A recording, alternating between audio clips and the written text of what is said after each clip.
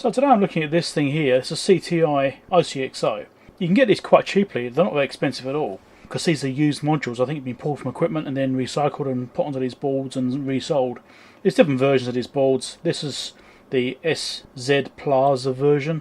0.02 is the PCB version number. Now, these look like great boards on the surface. Okay, you've got an adjustment here, means you can tune it and get it exactly right and that sort of stuff. If it is a brand new module, if it was a brand new CTI module, that tuning would probably be absolutely perfect. But I believe these are pulled modules and they're aged a bit. And because they're aged, they don't quite have the same tuning range. The frequency is increased very slightly. So what happens then is this tuner, you can turn it all the way down to the last frequency it will do, and it won't get there. It's about 7 Hz high. So if I set this at the center point, I'm 7 Hz above where it should be. I'm going to show you it on the frequency counter in a second. There's a bit of an issue with these, but you can adjust the tuning range. Because the range on this one, on this particular board of mine, 1.99 volts to 2.175 volts was the entirety of that tuning range. So it's a really small, bandwidth, which is good because it means you've got less of an effect on this by temperature of this trimmer changing, or ambient temperature, stuff like that. Makes it more stable. So having a really narrow tuning range is good. I think it changes the upper frequency by about 3 Hz or something in total. That's most it will do. Like I said, even when it's turned all the way down, it's still way too high frequency. It's about 5.5 to 6 Hz high, even when it's set to its lowest frequency. So I'm going to modify the circuitry. Now, there's a thread on the EV blog forum about these particular modules. A couple of guys actually reverse engineered these things, done some circuit diagrams, which makes it really easy to see what's going on, because they're pretty simple things, really. Basically, you've got a voltage regulator here, which provides 5 volts for the OCXO and for this little other regulator here. This one here also does 2.5 volts, which is the reference frequency, which is what I use to do the tuning, and controls this bit here. That's basically it. Here we've got a TTL output and a sine wave output, which is basically a smooth version of the TTL. Just put some little filters here, bit of filtering just to make it a sine wave again. I'm going to modify this to get this frequency right. Now, some people have said, they bridged R3 on here. Well, in my case, bridging R3 doesn't do that much. At least I've got it set to the center position. If I bridge R1, it drops way below. Right, it drops right down below 10 MHz. So, well, I wouldn't say well below, but it goes below 10 MHz. And that's basically bridging the tuning to this right to ground. And if I bridge R2, that brings the frequency up by about the same amount. So R2 is like the 2.5 volt feed, and then R1, R3 and this trimmer here are the bridge circuitry for adjusting the tuning. So it's basically like a voltage divider setup. I've got two options here. I can reduce R1 or I can increase R2. I'm thinking if I increase R2, that might be less current through that little regulator there, help its lifespan a little bit. So I might just increase R2 first, see what that gives us, and then if that's still not enough, then I'll reduce R1 to see if I can use that to help pull the old bridge down. I'm just going to do both. So R2 is currently a what? Hold on, I've forgotten what it was. It's marked as 68B. 68B is a 4990 ohm resistor. So basically 5k. Right? It's basically a 5k resistor. So if I say double that, it's not a big change in the whole bridge, but it might be enough to make a difference to bring the balance down a bit. So I might just double it to 10k, and then we'll see what we get from that. As you're thinking about it, I think I'm going to go to 15k. I'm going to triple it instead of doubling it. Mainly because I've got far more 15k SMD resistors than I do 10k. I've only very few there. Should probably restock it actually. I'm going to try using this SMD tweezer. I haven't really used this that much. I mean, I've got it, but I haven't really used it much, which is probably a bit of a shame, really. Alright, so like I said, I'm going to try changing that one resistor to be a 15. That's the R2. Let's see if I can get in here with this. Just doing the very tip of the soldering iron is the problem, so it's not great contact. And it's also lead-free solder, so that also doesn't help. Okay, let's put some leaded solder on this. This isn't going to work. Just change camera angle, so hopefully you can see. I'm just going to put some fresh solder on this first. Give us a chance to actually desolder the thing.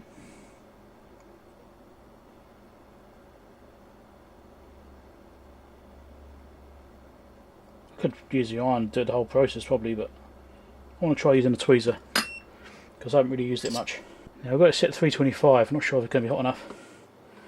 Let's find out. Especially as I'm using these tiny little tips. Yep, they got it, I think.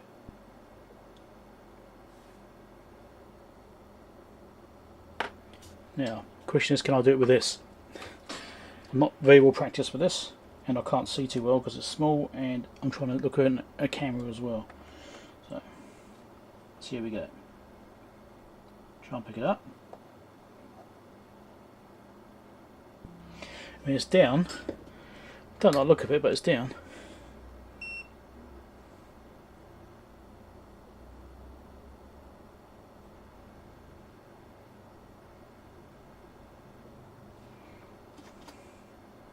Let's try that. Let's plug it back in again. And see how much difference that's made.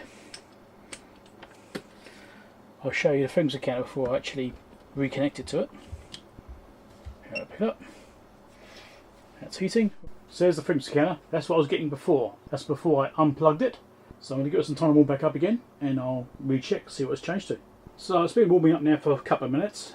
I haven't lost much heat out of it in that time that I was working on it. It does seem fairly stable there, but you can see I've already dropped just over 4 Hz, and that's still in the centre position of the adjustment. Now previously the minimum I could go down to is 1.99 volts.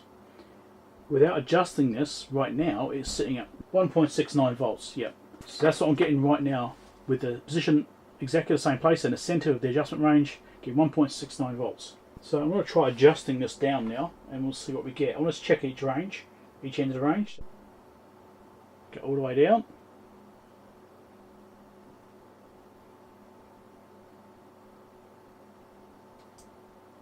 Now this frequency counter is only using its own OCXO. It isn't on a Rubidium or anything, or anything else, GPS or anything like that. So minimum is 1.41, and I'm just about there. So let's wind it all the way the other way. So anti-clockwise is increasing frequency. Okay, that's all the way. So that's 33 there. So it's very lopsided. So I think I will need to tune that other resistor a little bit. Now let's see what the voltage is now. That's 1.72 volts. So I think what I'm going to need to do now is bring this back down to centre position. Right, it's back to 12 turns down. So it's basically centre. So yep, it's basically the same frequency there. So it's very lopsided, isn't it, in the response. So I do need to go a little bit lower. So if I now bridge R3 to short that out, let's see what that does for it. Does that make a difference now? Oh yeah, it does make a difference now. So what I might do is wind it all the way down, then bridge R3. Oh, look at that. Yep. So bridging R3 will make a big difference to the range. So I go up by say 6 turns, so that's a quarter of the way. 1, 2, 3, 4, 5, 6 turns. And bridge R3. That's basically it. So I'm actually very tempted to bridge R3 out, or at least change that value to be much lower as well. So I think I'm going to change R3, which is currently marked as something like 393 or something. It's marked as. I'm going to take that one out and make that one a lower value. I'm not going to make it a short, I'm going to make it something else. So I just removed that resistor, and it appears to be 39.3k because I just removed it and measured it, and it's 39.2k. Anyway, so that's 39, so I'm going to make that much lower. I'm going to make it something like 15 as well, and we'll try again. So there it is, back in the middle position with that resistors changed. That's both resistors now are 15k for R3 and R2, and that's what we've got. So it didn't drop much in the center position. So, but it's very lopsided. So the voltage I'm getting right now is 1.66 volts. So let's adjust this down. See how that will go down first. So there we go. 3 Hz below. And that voltage there is 1.04 volts. So it's got quite a big offset downwards, what it actually needs. And tune this up. Get it pretty close on here. Let's go back there somewhere. We'll set this on an oscilloscope, which is set up with my Rubidium standard, onto it, and we'll match the frequency with that. So there we go.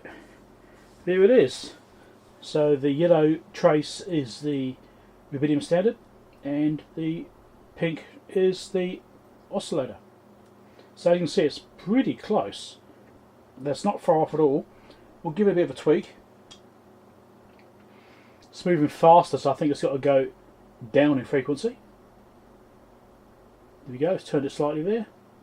Actually what I'll do is just make it align, then I'll adjust it again to try and get it easier to trace. Come back. Come on. It's being a little bit touchy just there.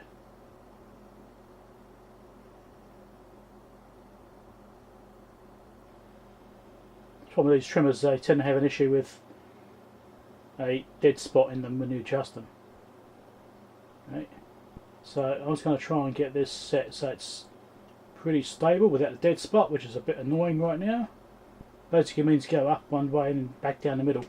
Okay, that's probably close enough. That is going to be drifting a little bit. It isn't going to be perfect. You see it is drifting upwards very slowly, but it's probably good enough for an OCXO. I might leave it going for a while. Now this has been warming up for probably half an hour now, and it probably will drift some more over time when it's warming up some more, but it's been on for maybe a couple of hours or so. It might be different again, but I think that's good enough. It's just the box I built my Rubidium standard into. I got one of those used ones, you know, from online, and built it into a box with a power supply and stuff, and it just runs in there. And you've got two lights, one for power, one for lock. As you can see, it's locked, and it's been locked for a long time now, so it's all stabilised. That's what I use for that. Break that every once in a while when I need to. Now obviously you can use GPS DOs instead. They're relatively inexpensive these days, and they're arguably better than Rubidium, but that does rely on having a satellite lock and, you know, that sort of stuff, and stability, and have it on for a period of time. This I can have this on for like half an hour and it'll be stable. I do have a GPS DO. It's out of my other room. I don't have it in here because trying to get a satellite lock here is hard. I've tried like sticking it in the window and stuff like that, couldn't get one. Metal roofs are a problem because we have metal roofs here in New Zealand. My house is metal roof at least, and so that means I can't get a satellite lock inside this room, which means it's awkward trying to get one. I've tried, didn't work. And out of interest, the voltage to lock this one is 1.366. Bit different.